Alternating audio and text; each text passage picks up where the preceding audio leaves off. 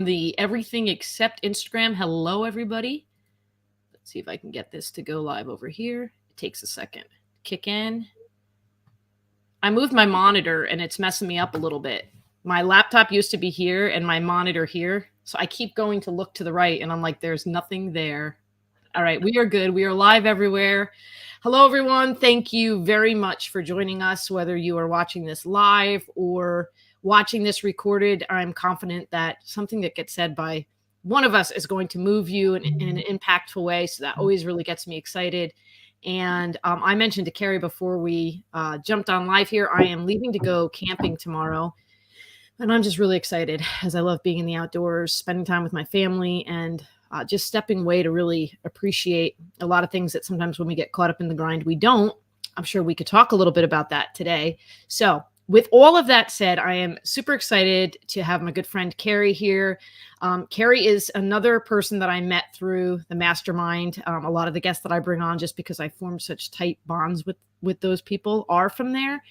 And Carrie, you've heard me say this to you in person, but I'm going to let everybody know before I have you introduce yourself and talk about what you do, is just filled with boundless energy that she is excited to share with other people so that they can feel that too, both from a professional growth perspective, a personal perspective, just to living in the moment and being joy filled and using our skills in a way that we can be the most effective version of ourselves, which is a shared passion of mine. So I always love our conversations and ability to act silly together. So thank you for being here. Why don't you introduce yourself, tell everybody who you are and what you do. Thanks, Deb. I'm so excited to be here. I just adore you. So my name's Carrie Veatch, and I am the location independent mindset coach. And I really help clients to have time, financial, and location freedom. So my story in a nutshell is I value freedom above all else. And so it's really that emotional freedom, I believe, that allows you to even dream and to put the pieces in place, because we're so conditioned that life has to be one way or there's a timeline to it. And so, really, what I want always for anyone I work with or anyone in my world is to figure out what you actually want. And then how do we take steps to create that? Yeah, it's interesting. I've heard you, the location independent coach. I hear that all the time, right? I mean, I see it on your social media. I've heard you say it from the stage. And yet this time when you said it, even before you segued into the other stuff, which completely connected with it, I was thinking about the broad meaning of that term, location independent, like very concretely what you do in helping people to buy investment properties and be able to travel. And that's obviously location independence, but location independence for where we're at right now on our journey and where we want to be, and how we don't have to lock ourselves into, well, I'm in this situation, so this is the place I have to be in, which is what you just mentioned, is that getting yourself away from there and knowing that you can take a turn or proceed in a different way that's going to be more purpose filled for you, and how that so beautifully connects with set yourself free.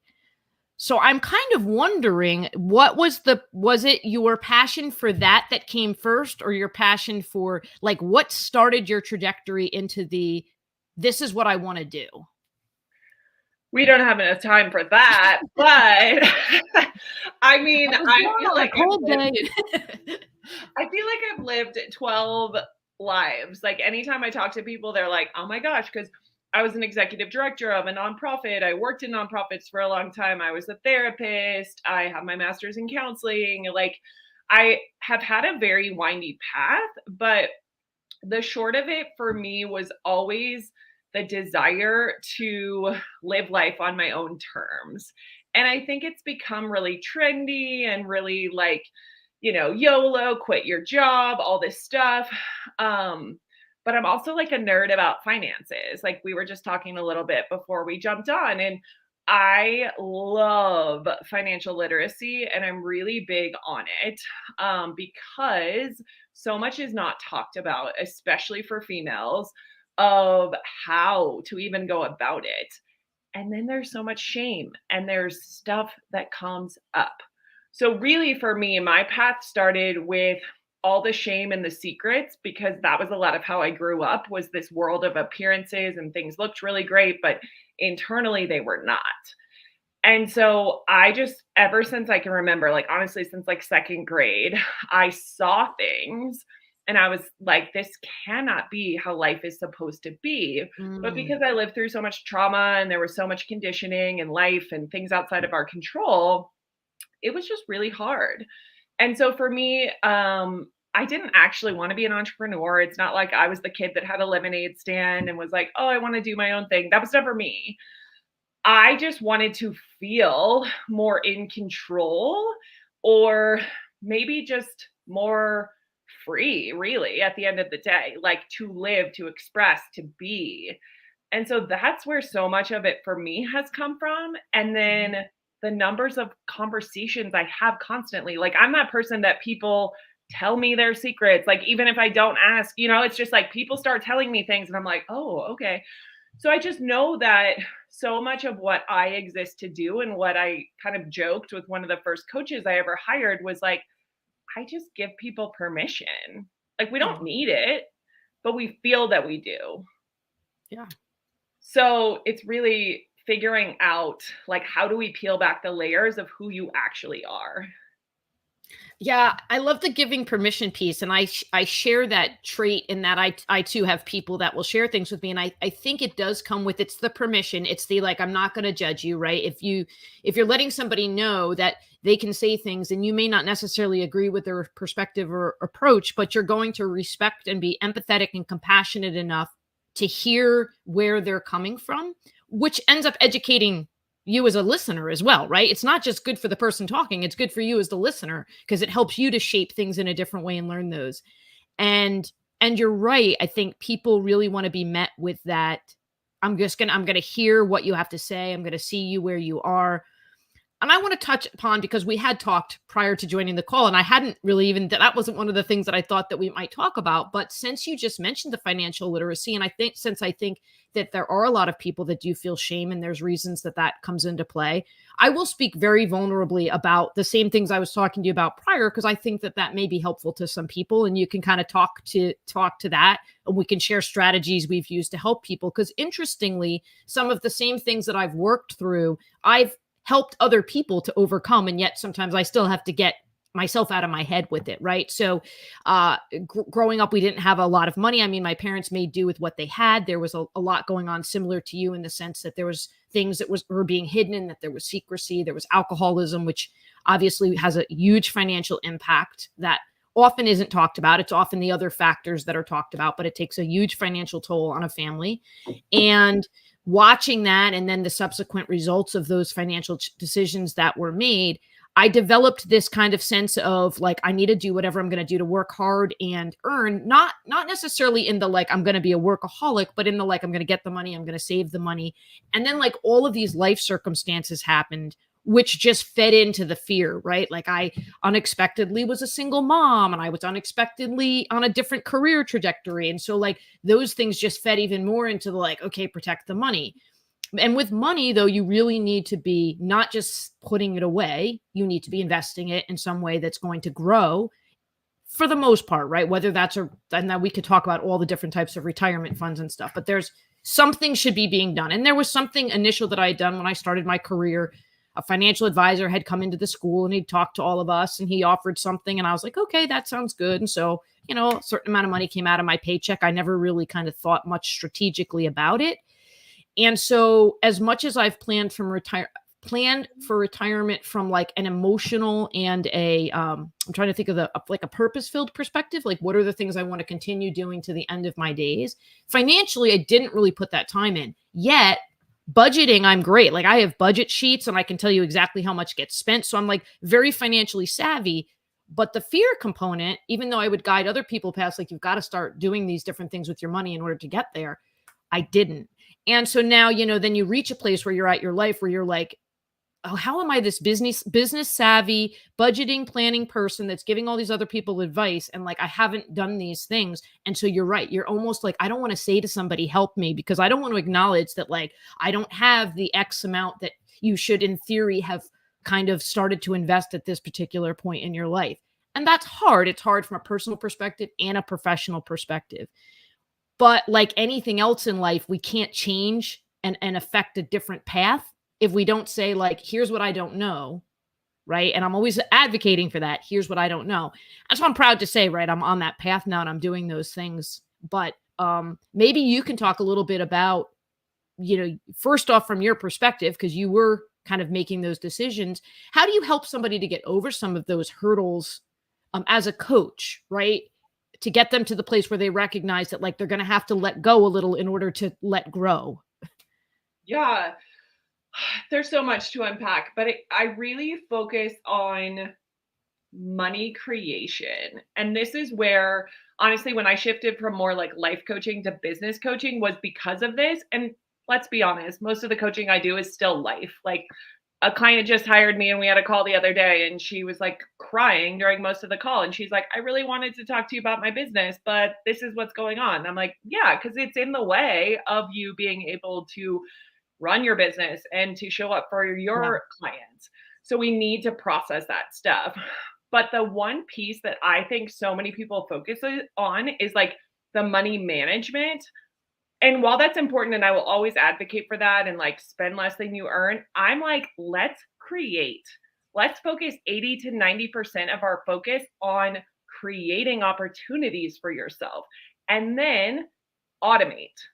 That Yeah. is your best friend. And like, honestly, if you just do that, if you take like 1 hour a month, automate your finances, like this is how much is going to savings, to investments, to this, to that. And then it comes out of your paycheck, or if you're an entrepreneur, out of your bank account, however you pay yourself, that will send you light years ahead. Because as soon as you have that money, you're not going to save it. Like, who's going to save it? No one. Yeah. Yeah. Well, and it's interesting when you were talking about the automation, because we do get scared, rightfully so, with some of the stuff that happens online, right? Like, about like, well, I want to be like watching to make sure that, so like, okay, so some oversight is good, right? But automation, so working with charities, right? Like, we found that even those programs where like you can have people sign up and the pay goes in automatically, right? And then the organization or the charity or whatever gets charged a fee because of this automation system. Yet they make more money with the automation system than without. So even with the fee, like, a lot of people are like, well, then you've got to pay the fee. And is it really going to make a difference? It does. Like, people really want things to just take place. And to your point, the money is just going, and you've got to get yourself into that, like any other habit. Like, this is the way that I'm living. And of course, having come from a period of my life where, both as a child and then during a very just kind of turmoil filled, unexpected situation, right? Like, at one point I was on food stamps, and you're like, so you're always kind of like, okay, so you really have to your point, think in abundance. You can't think about the places that you were where it wasn't there. You want to be savvy. You don't want to be careless, but being financially abundant and living in that is not being careless. It's being confident. Absolutely. And there's plenty of exercises and things you can do. Like, I never want to say, oh, it's just so simple, just make more money and automate, because of Right. course not. But it's like, it really does come down to looking at your money stories, right? Like, you can't bury your head in the sand. You have to know your numbers. You have to know what kind of relationship do you have with money. And if we're honest, most of us have a sticky one, and that's okay. But how can you, like, I like to think of it of any other relationship. You have this relationship. If you were newly dating someone, would you ignore them? Would you not respond to their text messages? Would you never see them? No, you would not. Or if you did, then you wouldn't have a partner eventually, because Right. it would be like, this person's not interested in me. So, like, I like that analogy to think about how we treat money. Like, do you look at it? Do you care for it? Do you put time and energy into it the same way you would with any other relationship? And then see what kind of tools you need. Like, are you lacking some education? Are you breaking out in hives every time you go to look at your money? Like, really get a baseline of where you're starting, and then we can sort out what you need to do. Yeah, I love what you're talking about too, the baseline. Like anything that you're trying to kind of change, you have to be well, we're not always self-aware naturally. So you have to be intentionally self-aware. You have to go through those activities, whether it's guided by somebody or read a book and then kind of practice those activities in order to uncover and understand what you're talking about, those stories, because we all have stories that we're telling ourselves. I love the relationship analogy. That's brilliant. I've never heard it said quite the way that you said it. I mean, I've heard people say relationship to money, but you're right. We do tend to kind of like, okay, I'm going to take this money and I'm going to put it in my pocket, or I'm going to do this, right? And we've got a strategy and an approach that we use. And of course, as things have changed over the years, you do have to become informed. And if that's not something that you're good at, then you want to ask somebody who is. And like, that's like, there's none of us that know everything and are great at everything. So because of that money piece that you're talking about, it's a little more difficult sometimes to say, like, I don't understand this, or I don't know what to do, or I'm uncertain, because we feel like we should have control over our money. And that's why I think it's great for us to have these conversations and say, like, hey, I was, hoarding things away because I was like, okay, well, in case there's an emergency, which you do, again, you do need to do, but you also need to be making sure that there's stuff put away for later in life. What's triggered your passion specifically for the real estate component of it? And I've noted before, I'll say it again, we could have a whole other conversation about your eye for detail with like decorating, which I do not have. I am working on it through looking through magazines, a little bit of Pinterest, a little bit of like Benjamin Moore recommend colors to me, but like, that whole piece of it, I feel like there's some degree of it, it's natural, but there's also a degree of it that you've really shaped. So like, what had created that piece for you? It's a really long story, but the short story is I just kind of happened into real estate because I had a friend who was in real estate years ago when I first moved to Colorado. And so I was making less than a teacher. I was working 12 months a year. So when people were like, oh, teachers make nothing. Yes, I understand. And I think they should be paid more. But nonprofit people make less often, and they work 12 months a year. So I was working with a master's degree, making no money, but was excited about what I was doing. So I was like, I got to figure out a way to get ahead. Like, this is not it. And so, short story is I sold my first place. I made a 75% return in like 3 years. And hindsight is always 2020. So I wish I knew now, like back then, what I know now.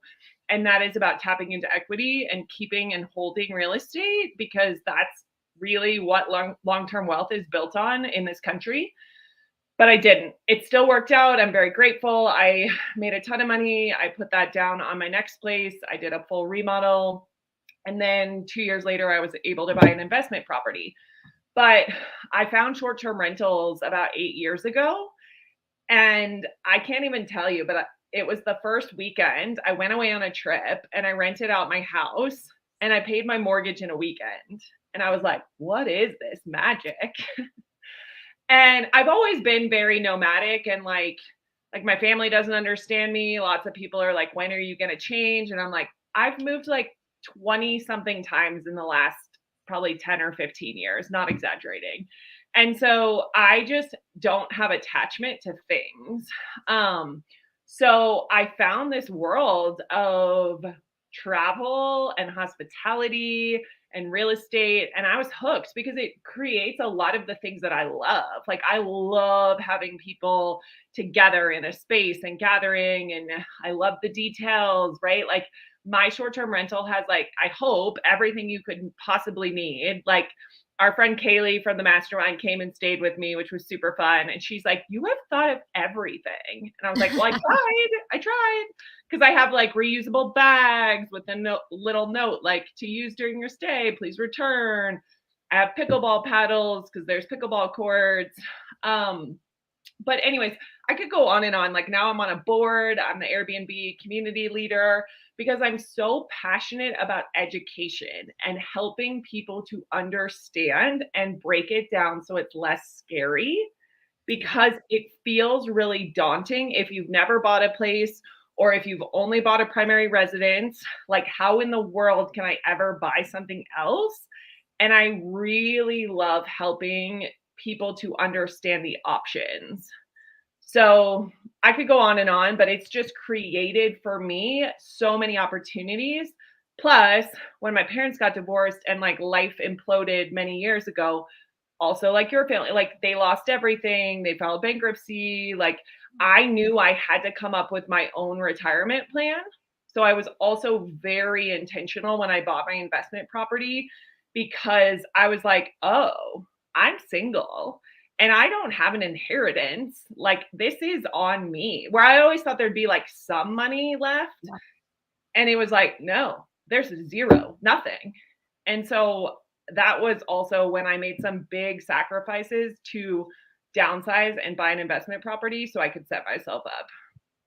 Yeah, so brilliant. And I think you did a remarkable job of summarizing everything because I know you were probably like, where do I go? But you did it. I feel like I get it. There's probably like stories you're like, no, if you knew this one detail, it would. But I can see it and I get it. And I do understand your affinity for thinking of everything and liking that, you know, that whether it's people that you know and you're going to be with them or whether it's people you don't, that space is going to be used to create an experience for someone or a group of people. Like, just thinking about you doing that makes me feel happy. So I can't imagine what it's like when you're like, when you create the space and then you're like, people are going to be here and they're going to experience life, and it's going to be because of the way that I set this up that they're going to have that experience. So I think that that's really cool. What's one of the favorite spaces? There's a couple that you've posted that I'm like, that's really neat, but I would like to hear from you. What's some of the favorite things that you've done in a space? It doesn't even have to be necessarily your favorite space, but like from a color or decor perspective, what are some of the fun things that you've set up? So many. I just love design, like, and I love like handy stuff. I'm not the most handy, but I love to learn, and there's something about working with your hands I find really fun. Me too. Um, so I've done like accent walls with peel and stick wallpaper. I just painted my little free library that my 70-year-old friend made for me, and it's going to go in front of my house. And my big dream, because I know you're all about speaking things into existence. So, what I'm working on is figuring out how to have my own like tiny home retreat center that creates all of these things I love with entrepreneurship and travel and hospitality. And so I am now in a phase of researching of like, how in the world do I bring these components together? Whether it's on a plot of land and building or buying something. But I love to create those unique experiences for people.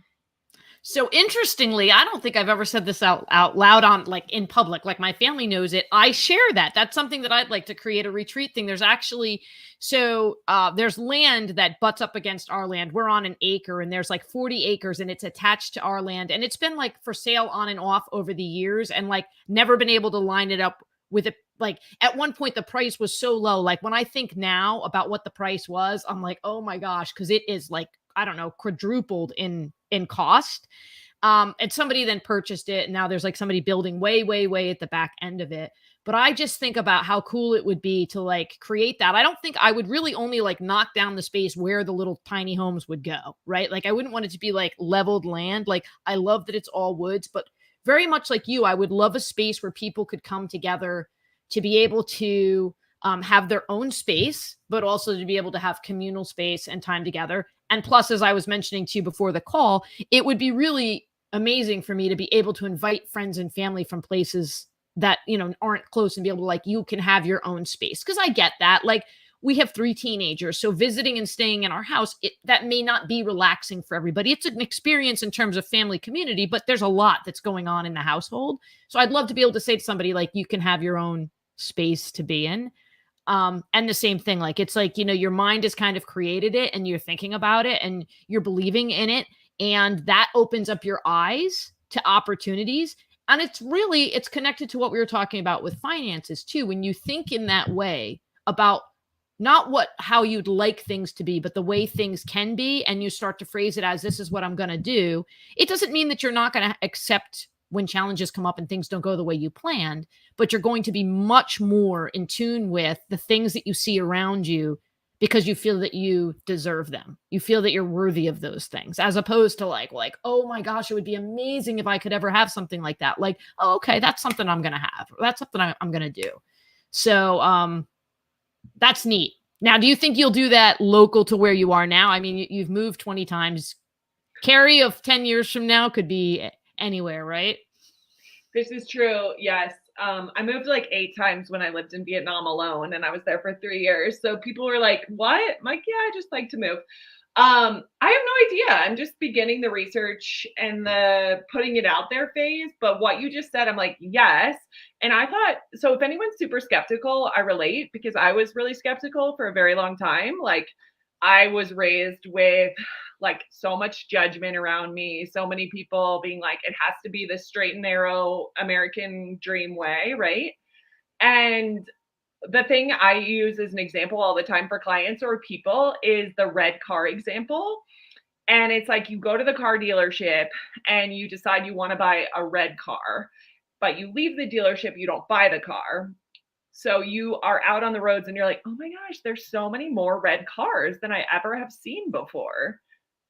There aren't more red cars. You've just trained your brain to look for the red cars. And so it's the reticular activation system in your brain that literally filters for the things you train it to look for. So this to me is where like use this to your advantage. Like whatever it is that you're wanting to create, start to feed your brain that. And then you will, because the more you speak it too, because I don't think it's just like manifesting, like putting it out there and sitting back, but it Right. is the more conversations you're having with people, the more you're willing to put your stake in the ground of like, this is what I want. You will have those opportunities open to you because like somebody could listen to this live stream and be like, oh my gosh, I know this builder or this land person, or let's say, you know, you want to meet Tim. Well, you did meet Tim Tebow, but you want to speak on a stage with him and you're going to. So it's like maybe somebody listening to this is like, oh my gosh, I met Tim's childhood friend, blah, blah, blah. You know, like you just don't know who's going to connect you. And so it's never being passive about it, but it's being willing to have that courage to put it out there and continue to ask, even on those hard days where it feels like it's not possible. Yeah, and what you said too in the sharing, because if you have experienced judgment in the past, and that judgment can be right, it can be across, right? There's so many things we've had judgment for in the past that we're then afraid. But like when you're not afraid to say something like that and have people look at you like either you don't know what you're talking about or you're being silly or you're being naive. And I mean, like there were periods in my life where I used to get that because like I would try to exude joy through difficult circumstances and they would be like, "Oh, you're just being oblivious." And I'm like, "I'm just trying to live into the existence that I want to have, right? I'm not going to change these negative circumstances, but if I stop and think about the things that are positive, then like that's what I'm going to focus on." That's the power of a gratitude journal, right? We kind of joke about it, but like gratitude journal, gratitude jar, sit at the end of the day and think about what you're grateful for. Variety of different ways you can do that. But if you focus on thinking about the things you're grateful for, like you said, it becomes your red car, right? But that's the thing. What is going to be your red car? Is your red car going to be the list of 1,000 different stressful things that happen? Or is it going to be the things that are really positive in your life? And when you start to see the positive things and look at those, that's when you feel that momentum. And it's not easy. I'm sure, you know, we could share, like there are days I still cry and get tired and overwhelmed regularly.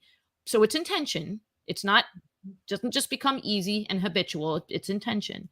But yeah, we have to be able to be willing to say those things out loud or people aren't going to be able to help us. Exactly. And that's one of the biggest things, right? Like you and I know, are both such givers. We love helping other people. It's also saying those things and letting people help you, which is Yeah. really hard for most entrepreneurs, right? Like we love to give, we love to help other people to connect dots and all of that. But that also means there's just as many people like us that want to help us. So it to me is really coming back to the give and take and knowing that people want to support us just as much as we want to support them. Yeah. Yeah, beautiful. You're right. And that's and you know, you can almost flip it on yourself when you start to judge yourself for wanting to get help and saying like, "Well, are you saying that you're the only person in the world that wants to be kind?" You know what I mean? Like that's is that the assumption that you're making? Like no, like people enjoy that feeling like you said. Like it does. It feels really good when you see somebody benefit And that for me is like the joy of it, right? When you're like, oh, that really made a difference to that person. But it is hard. It's hard to ask. And I think sometimes it's hard to ask because we don't even know what it is that we need. We just know we need help, which is why when you say the big dream, other people who know the pieces are going to be like, I know what you need in order to make that happen. Like that's, what you were just saying. I know how to put those pieces together. And I think that's the connection piece too, is the like introducing people to each other. Like, and that's like one of the things that happens in the mastermind that we love so much. Like, it's so cool when you talk to somebody and you had a conversation like a week ago with somebody else and you're like, you have got to meet this person. And so the more that we do that stirs that all up. Yeah. That is one of my absolute favorite things on the planet. Like, I love it, right? Like, the event we were at a couple months ago, like, I was just like, oh, have you met this person? Have you talked to this person? Everyone's like, have you talked to every single person here? And I'm like, no, but I'd like to. Exactly. Well, even in the grocery store, like my kids now like it and they appreciate it because they're older. But there was a period, not when they were little, but when they were like in between little and being older, where they were kind of like confused. They'd be like, you're always having conversations with people. And sometimes I'd initiate it, or sometimes, like you said, people will just come up. But like, you never know what conversation is going to offer an opportunity for you to help somebody's purpose, or for somebody to help your purpose, or to find out how they could help somebody else's purpose. Like, all of the conversations that we have, everybody we interact with, that exists. And so even though there's a part of me that sometimes is like very socially awkward and like walks away from a conversation like, well, that was a weird thing to say, me, not the other person, just to be clear, it's the judgment at me. I fight past that because I don't want to miss the potential opportunity for some connection, or even if the connection is just that moment and that shared experience of that conversation. Mm-hmm. Yes, agreed. It's like, if we can just get past ourselves with everything, it all becomes easier. Like, we're all deep down, we have insecurities, we have fears. There's not a person alive that doesn't. And the more we just really normalize that and stop the pretending and these facades, like, the more honest we can all be. And again, I do believe it's like focusing on the good, finding the gratitude. And life is messy and hard, and you're going to have a lot of bad days, and that's okay. Yeah. I love it. I want to, I mean, we're at 32 minutes here and I could talk for 3 hours, but, before we get like a final really deep thought from you, like no pressure, before we get like the mysteries of all of life, before we get your final thought to share with everybody, which can be comical, it can be insightful, it can, whatever direction you want to go. I want to make sure that everybody gets information on like the best places to connect with you on social media, or on, your website. Where's all the places to get to Carrie? Yeah, easiest right now would be Instagram. So Set Yourself Free LLC. So we can, I don't know if it's linked, if we're live on mine or what's happening, but we'll figure it out. Yeah, I mean, I can put it in the bio afterwards. I wonder if there's a way. There's probably a way. I always am like, why don't I do this? I think there's a way that I can. Oh, I don't know. Probably right now is not the time to try to figure this out. Next time. I'm like, I think there's a way that I can like do this, but let's actually, you know what? Time is. Is it setyourselffreellc.com? No, just Instagram. So setyourselffree.llc. Okay. Let's see if this works. Yeah, I mean, we are live on Instagram, but I don't know if it does this work? All right. Look at that. Is that right? Yep. That's cool. Good all right. job. Well, it looks like it's only showing up on YouTube though, so I don't know what that means, but that's all right. It's live on the screen right now, so if anybody's watching. Mystery solved. All right. I'm getting way too excited about this. I should also note, which I could have just stopped and fixed it, but like our air conditioner doesn't really work in this room. And so I have these strategically placed fans, and I had them, but this one was like blowing right at the microphone. So I was like, well, let me shut that off. And the other one I realized is like tilted, so it's completely not aiming at me. So like as we're talking, I'm starting to like turn red. And this isn't the first time on one of these calls that's happened, but I'm like starting to turn red and I'm like dripping sweat and stuff. So just so you know, it wasn't that the conversation was stressful, is that my fan that had been like beautifully placed completely turned. So I'm like in this little hot pocket here. But it's all good. It's all good. So at setyourselffree.llc. And if for no other reason, look, Carrie gives great advice, gives lots of tidbits and stuff, but like you just do some really cool adventures too. So it's always funny because like when I see your name before the like the actual image or video pops up, I'm like, what is Carrie doing today? And you could be like in the middle of a canyon, standing on the top of a tall building, out to eat with friends. Like I do some random stuff, but I'm like, but your exploration is like pretty epic. So I do enjoy that component very, very much. All right. So what is a final thought that you would like to share with everybody? A final thought I would love to share is write yourself a future letter. This is just top of mind because I did this with a client and I did it myself yesterday too. So think about you 6 months from now, or let's say December 31st, because we just hit the halfway point. So what are you so excited and celebrating? Like really get honest of what you want to create. But then I encourage and challenge everyone to write a future letter in the present tense.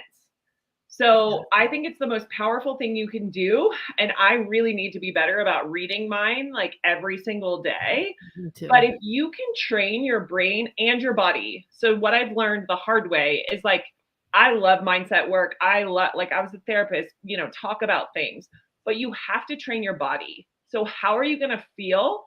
And what can you do even 1 minute every day to practice that? Like, oh my gosh, I bought my tiny house. I'm living in it. I'm like, whatever the thing is, and feel that in your body every single day. And that is how we quote unquote quantum leap. Like there's so much research to support this now in science. And I think it's the coolest thing in the world. And I want to be better about this, like truly, because we can create anything, but we have to believe it's possible and then put in the actual reps with your brain and your body. So futureme.org, if you want to actually like write a letter and have it mail it to you in your inbox. Ooh. Yeah, so it's free and you can pick the date. And I just did one for the end of the year. And so you won't see it until then. But it's a really powerful thing to then picture yourself in that environment, create that for yourself, and live it as if it's now. And that's how you collapse time. Yeah, I love the phrase collapse time. And I'm not great about that either, Carrie. So I appreciate you sharing that. But I will say I have a letter written that I wrote at the end of 2022 that I wrote that was for me to read at the end of 2023, but it was like a daily, read it daily. And I kept it up even though I've changed because it's a reminder to me that I hit those things that were on that list. Because on the days when you don't, you're like, okay, this is not the pattern. It's just an event. It's a situation. It's a circumstance. But futureme.org, I love it that they mail it to you. That's really cool. Yeah. I have on my list, like, I want to do like a webinar with you one day, like just being joy, and like just talk about being joy and doing those things, like you said, to collapse time and really embrace who you are and all of that. So I appreciate you for being here and bringing your high energy as always and your enthusiasm that you do to everything. I think that we could all just use that, right? And that's, again, why I think it would be great to follow you on social media because you exude that in all that you do. And though when you have your tired days, you acknowledge your tired days. So, and I, again, thank you to everybody that's joined us because I really do appreciate people taking time out of their day, whether it's to join us live or to watch it, because that's an indication of giving us some acknowledgement that we have things to say that you want to hear. And I really appreciate that. That you taking that time. And that's, so I want to wrap. Is there anybody you want to say goodbye to or anything before we sign off? I just want to say thank you to you. I'm so grateful. You exude joy as well. So I am just so honored always to get to talk to you. And then shameless plug for Deb. I already brought it up, but like, if anyone knows Tim Tebow, let's go. Like, let's get this girl on his stage.